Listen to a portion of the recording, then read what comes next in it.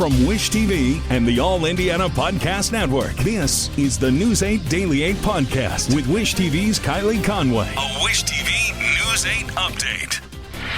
Hamas releases more hostages, including an American girl. Now on Daybreak, the growing call for Israel to extend the ceasefire, set to end today.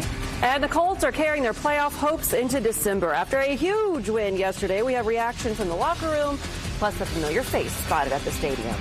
IU fires its head football coach. We have new details on the payout for Tom Allen and a new statement from the former coach. Audible's romance collection has something to satisfy every side of you. When it comes to what kind of romance you're into, you don't have to choose just one. Fancy a dalliance with a duke, or maybe a steamy billionaire. You could find a book boyfriend in the city and another one tearing it up on the hockey field. And if nothing on this earth satisfies, you can always find love in another realm. Discover modern rom-coms from authors like Lily Chu and Ali Hazelwood, the latest romantasy series from Sarah J. Maas and Rebecca Yarros, plus Regency favorites like Bridgerton and Outlander. And of course, all the really steamy stuff. Your first great love story is free when you sign up for a free 30-day trial at audible.com/Wondery. That's audible.com/Wondery.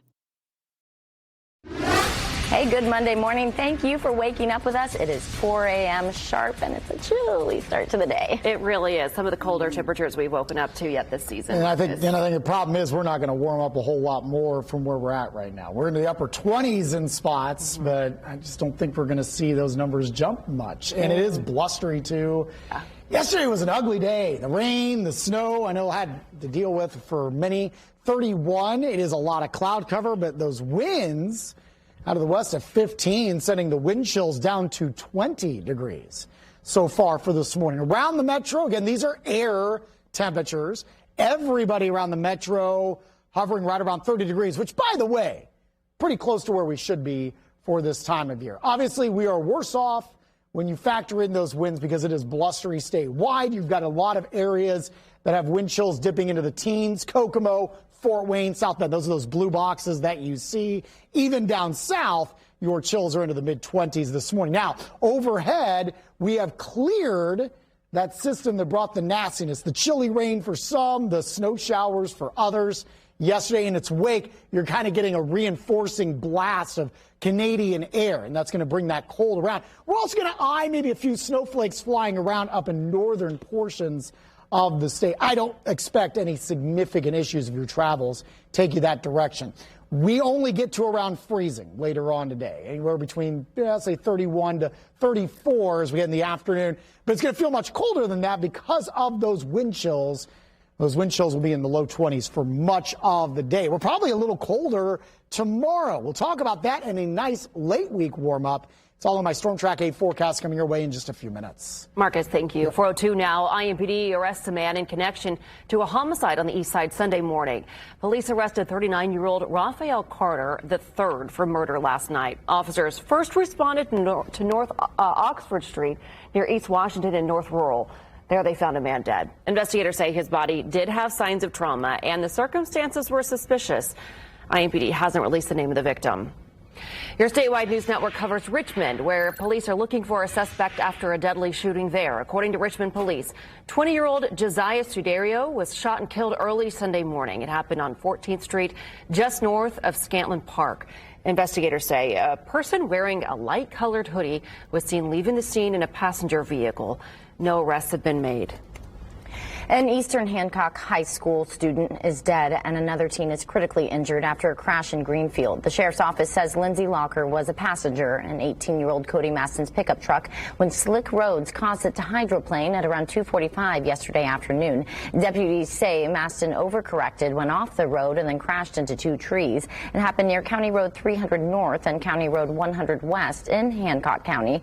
According to deputies, neither were wearing seatbelts. Investigators say Locker died at the scene and Maston was taken to the hospital in critical condition.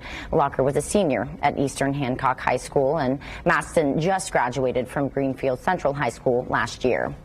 A 23-year-old man is seriously hurt after a crash on I-70 on the east side. It happened early yesterday morning between Olney Street and Emerson Avenue. The Indianapolis Fire Department sent us this video. Crews say an Amazon semi in the eastbound lanes was rear-ended by a car. Then the driver was trapped under the trailer. Firefighters were able to remove the man from the car and take him to the hospital, but they say that cleanup took a few hours because debris was scattered for around 300 feet. Hamas releases 17 hostages as the 4-day ceasefire continues. The first American was also released in that group, a 4-year-old Israel-American girl named Abigail Eden, whose parents were killed in the Hamas attack that started the war 51 days ago. In return, Israel released 39 Palestinian prisoners yesterday. Officials say most of the prisoners released were teenagers. President Biden spoke of Abigail and the others released yesterday, saying he hopes to extend the ceasefire deal. We've seen this is the day-by-day approach, hour-by-hour process. Nothing is guaranteed, and nothing is being taken for granted.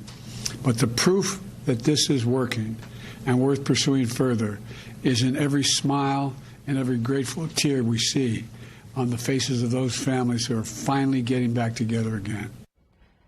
Today is the last day of the Israel-Hamas ceasefire deal. 50 more hostages and 150 Palestinian prisoners are expected to be freed.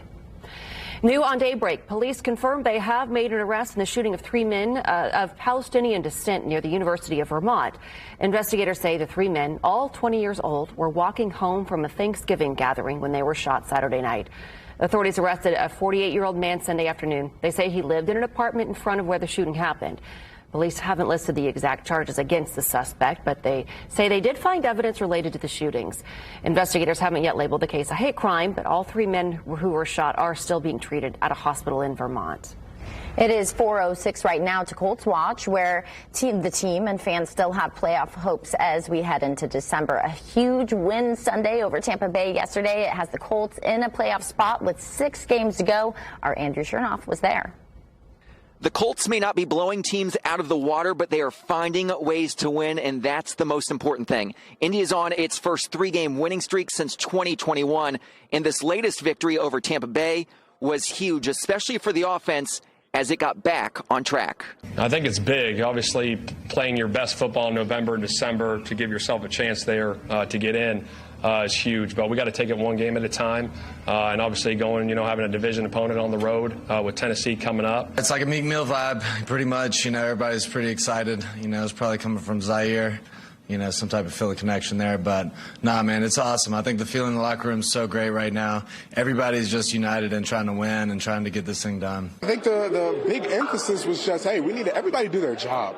Everyone do their job at an excellent high level, and things will take care of itself. I feel like the past few weeks, guys have been just trying to kind of keep that mojo going and kind of just doing a little too much. But today I felt like offense, defense, special teams, everyone executed to a T. We still have a lot to clean up because we had a lot of first downs, we had a lot of yards, and a lot of missed opportunities for points. So we just got to find ways to put more points up. But hey, we won today, and that's all that really matters. We owed our hometown fans. We owed them, all year.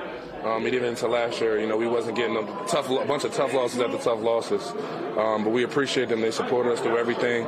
And look, it felt good to get that one at home today. Another week, another good performance by this Colts defense as well. Indianapolis forced a fumble, had an interception, and sacked Baker Mayfield 6 times in this latest victory on Sunday, something that this team has been able to do all season long. Inside Lucas Oil Stadium, Andrew Chernoff, Wish TV, wishtv.com, and like us on Facebook.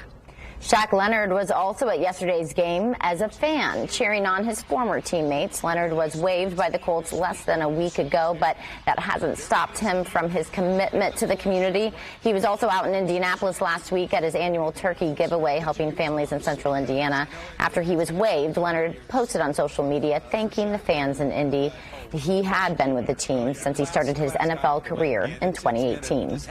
Colts fans were happy to see the win at home. News 8's Danielle Zulkowski was there as people left Lucas Oil Stadium.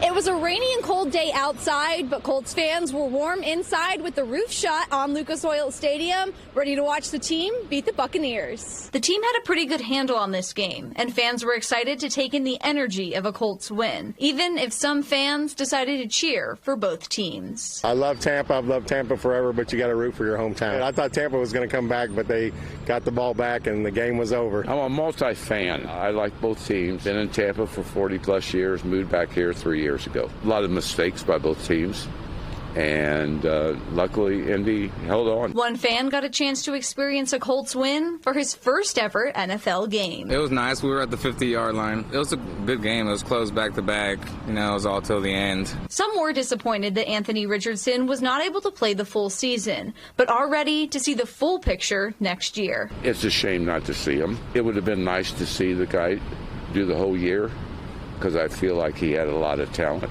And with a backup, you can't really put the whole team together. The Colts will be on the road this time next week in Tennessee. I'm Danielle Zolkowski for Wish TV, wishtv.com, and like us on Facebook.